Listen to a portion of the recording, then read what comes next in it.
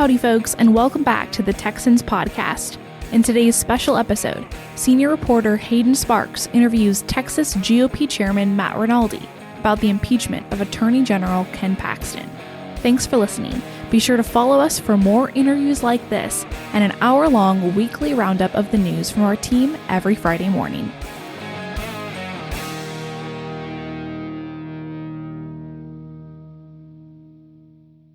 Howdy, y'all. My name is Hayden Sparks, and I'm a senior reporter with The Texan. Today, we are joined by Republican Party of Texas Chairman Matt Rinaldi, who also served as a member of the Texas House of Representatives. Today, we're here to speak about the historic impeachment of suspended Attorney General Ken Paxton. The Texas House impeached Paxton in May on 20 charges, including abuse of office, bribery, misappropriation of public resources, and conspiracy. His trial in the Texas Senate is scheduled to begin on September 5th. While the Senate cannot impose any criminal penalties, the chamber can permanently remove him from office and bar him from running for office in Texas again. Chairman Rinaldi, you're a former House member, and you are the chairman of one of the most powerful political parties in the country. How would you characterize your role personally in this impeachment process and the role of the Republican Party of Texas? Well, my role as chairman of the Republican Party of Texas, whether it be the impeachment or anything else, is number one, to represent the interests of the Republican Party of Texas and its members across Texas. Number two is to speak the truth and make sure that I accurately represent the truth. And I think both of those apply to this impeachment here in the state of Texas. I've been representing the Republican Party of Texas in what is effectively a declaration of civil war by Republicans in the House, namely House leadership. I don't want to put all Republicans there because some certainly aren't in that boat. And number two is to speak the truth about the impeachment in the manner in which the impeachment vote went down, which was unprecedented in Texas history. Hearing no evidence, hearing no witnesses, not giving members the opportunities to speak with investigators, not presenting evidence to the body, and ultimately impeaching the Attorney General who had just been recently elected on a vote that took place after a debate that lasted less duration than the debate on the tampon tax that occurred just weeks before. That's what I've been doing during this debate, is effectively mediating and looking out for the interests of the Republican Party as this has been going on. As you're reflecting on your experience as a House member, would you say that much of this is being driven by Speaker Phelan and his allies, or is it being mostly driven by political will in the House General Investigating Committee from your perspective? Oh, it's being driven by the Speaker.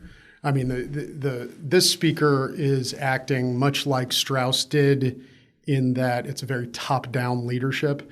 And you have to understand, this impeachment took place about 48 hours after the members heard about it.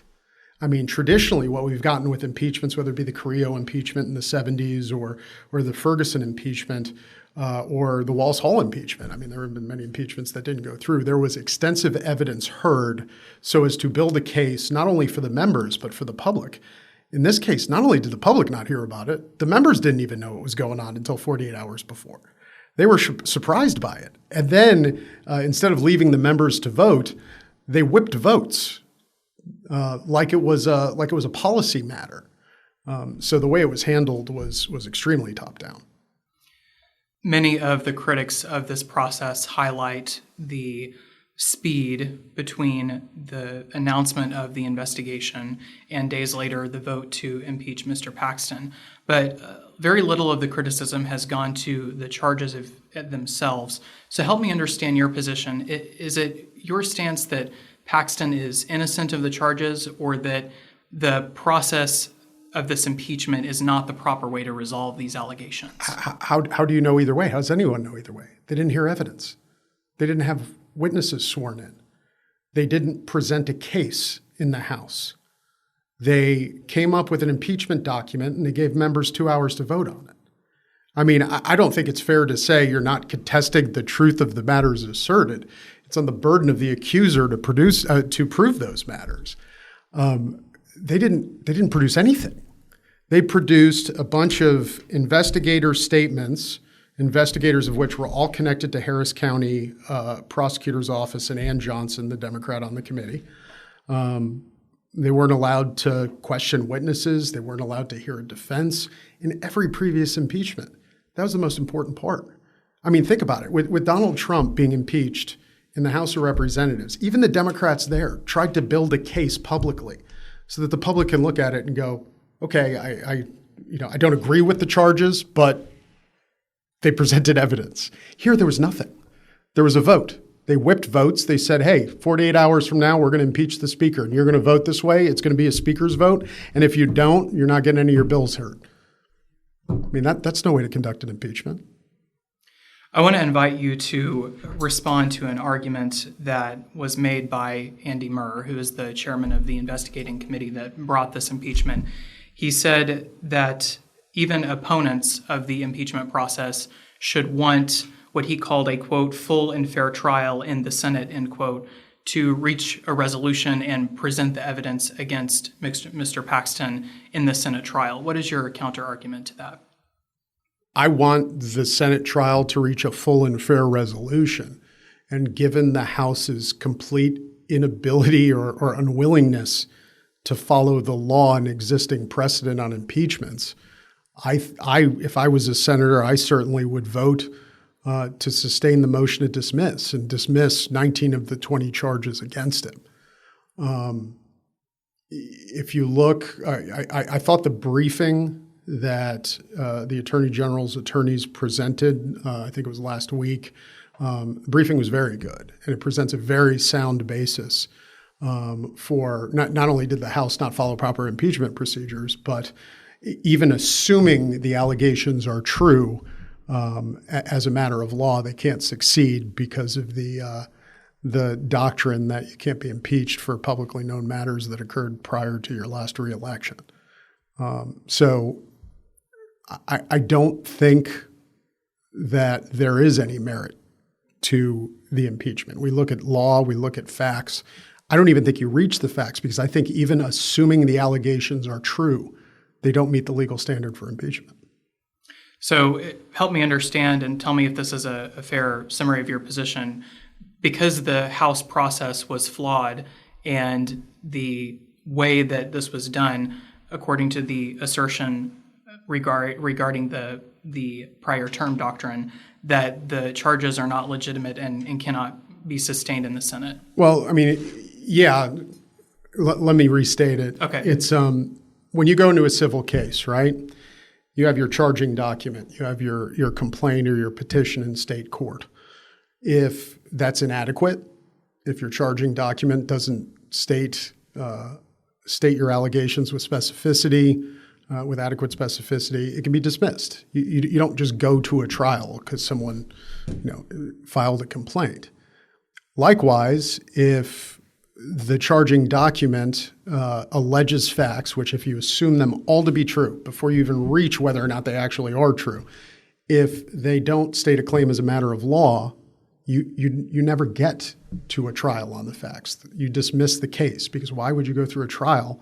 Why would you put somebody in front of a trial if they can't even allege facts that entitle them to relief? And I don't think that's happened here either.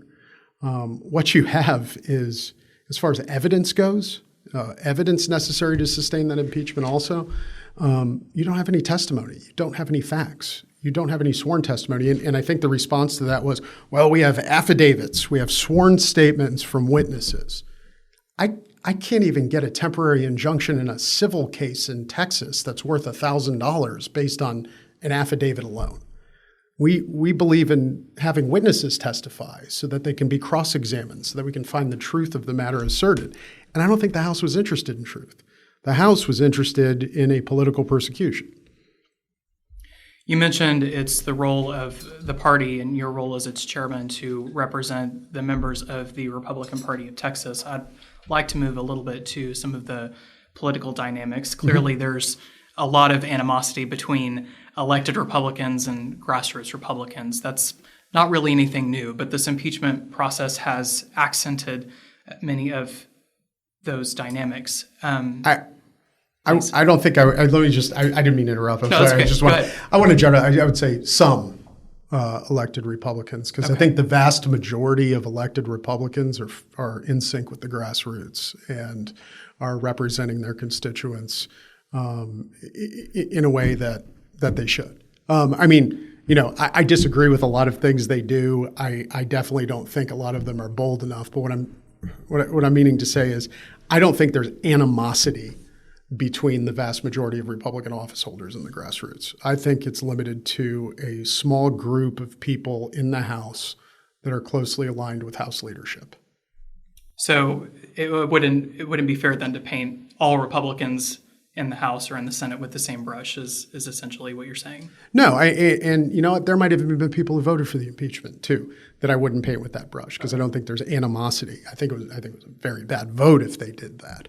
But I do see animosity between House leadership and those members who closely follow House leadership, like Justin Holland, for example, who issued a statement attacking grassroots Republicans. And you see that from other members as well. I think you saw it from Jared Patterson. You see it a lot. And there's certain individuals who do that quite a bit. I don't think that's the majority. I think the majority sentiment is like you hear from Brian Harrison, where they're extremely grateful for the support of the Republican Party grassroots. They may disagree with them on a vote or two, but they matter, and they do.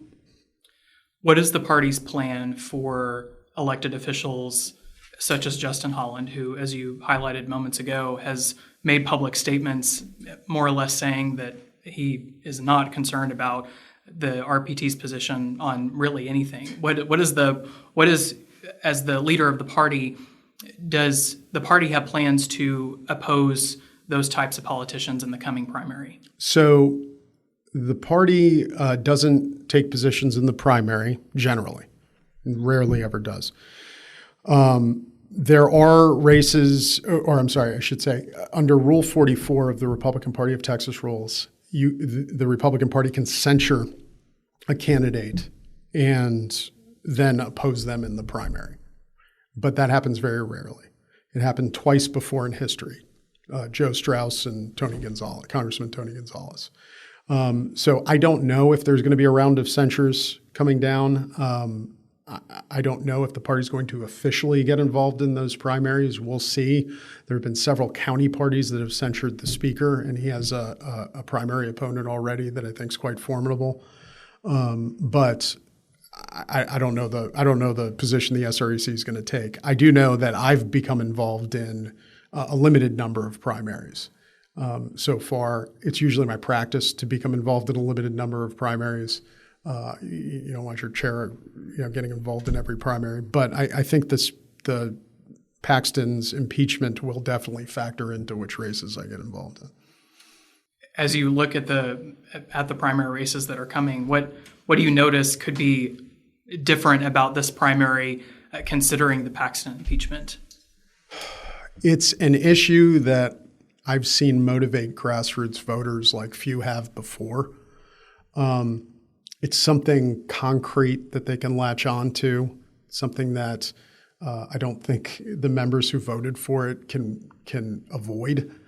And I think it's a very emotional issue for a lot of people, because they look on a federal level and they watch the last Republican president be subject to multiple political persecutions after he was impeached twice when he was in office.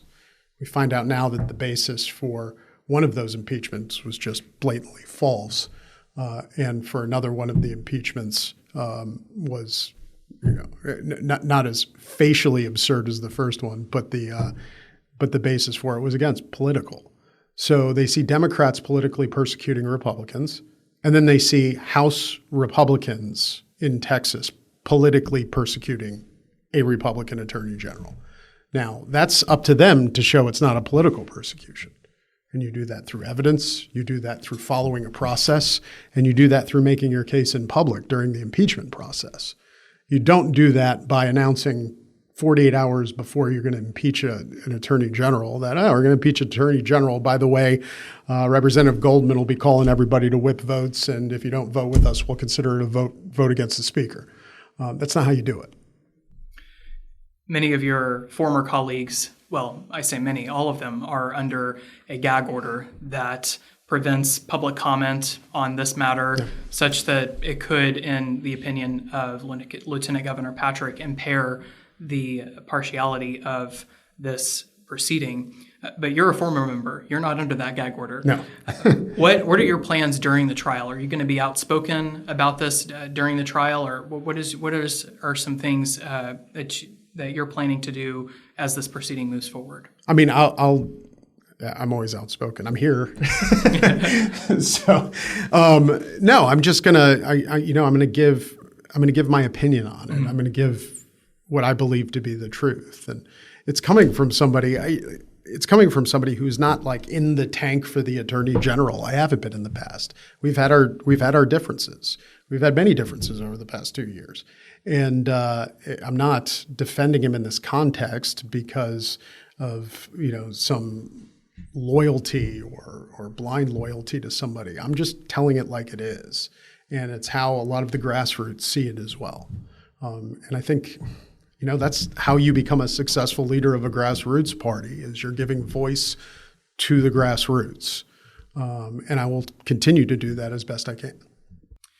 What are your concerns about the general election in 2024? Do you think there are risks that the electorate might look at this and say, we made a mistake last cycle, we need a change in leadership? Or do you think general election voters aren't necessarily thinking that way at this point? Are you talking about between Republicans and Democrats? Yes, sir. Or are you talking about? Are they looking at this and going, man, the Republicans are in charge and we have all of this turmoil going on. Do we possibly need to have a change in leadership at state level? Well, it's not good.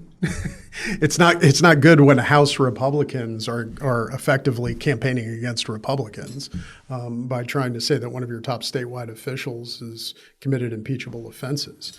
It's absolutely egregious when they do it without presenting evidence. But no, it doesn't help, and that's part of the problem. And that's part of what I think Republicans are frustrated about is Democrats see the goal. And their goal is to turn this country and everything we value about it into something terrible, at least from our point of view. And for Republicans, our goal right now is to defeat the left so that we can raise our children in the same country that we grew up in. What the House is doing now, it's completely destructive of those ends. I think that's a good segue into a broader question, regardless of the outcome of the trial in September. And I ask you this just Texan to Texan. What concerns you most about, aside from the political implications, what concerns you most about how this trial and this proceeding could affect Texas generally?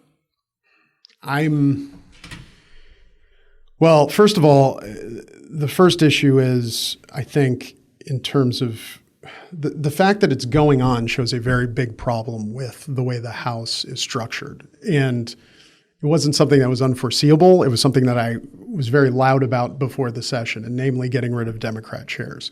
It wasn't because it was an issue that, we could rally around and get rid of Democrat chairs. It was because there's a real consequence to that. And that consequence is the Speaker's constituency becomes Democrats as well as Republicans. And in order to get the votes of Democrats, he has to offer something, whether that be election legislation, the head of the attorney general, who's a Republican. He's going to offer something, killing Republican bills. And we can't have that now in this political climate. 10 years ago, it may have worked when the differences between parties were a couple percentage points on your tax rate. When we weren't talking about things like, teaching your children in school that they're racist and that Marxism is the proper way forward for our country. When we weren't talking about grooming children at school. When we weren't talking about issues like that. But we are now. And we need to realize that Democrats are using every tool at their disposal to change America. And if we do not use every tool at our disposal to fight that and to defeat them, we are going to lose. And if we can't get two chambers together in the biggest red state in the country to at least have that goal in mind, we are in deep, deep trouble. I began by asking you about your role in the Republican Party in this process. Looking forward, can you tell me, do you plan on running for chairman again, or what are your future plans? What might be in the cards for you? I haven't announced anything yet. I'll always be serving the Republican Party, and this job has been great. It's been my honor to serve and be a voice for the grassroots. And I'll figure it out when we get closer to convention. But absolutely, definitely look forward to serving in whatever capacity I can going forward. Chairman Rinaldi, thank you so much for sitting down with us for this interview. We appreciate your time. Thank you. Appreciate it. Thanks for listening to this special episode of the Texans podcast. As the impeachment trial for Attorney General Ken Paxton begins in September, you can count on the Texan to continue reporting the facts so that you can stay informed on the situation and the opposing viewpoints. We break down the details of Paxton's alleged affair and favors to a friend that ultimately led to the House impeachment, as well as the concerns from critics about the speed of the impeachment process at the end of the legislative session. To stay informed on state politics and local politics in Texas and support our mission of reporting the facts, be sure to subscribe to The Texan with the link in the description.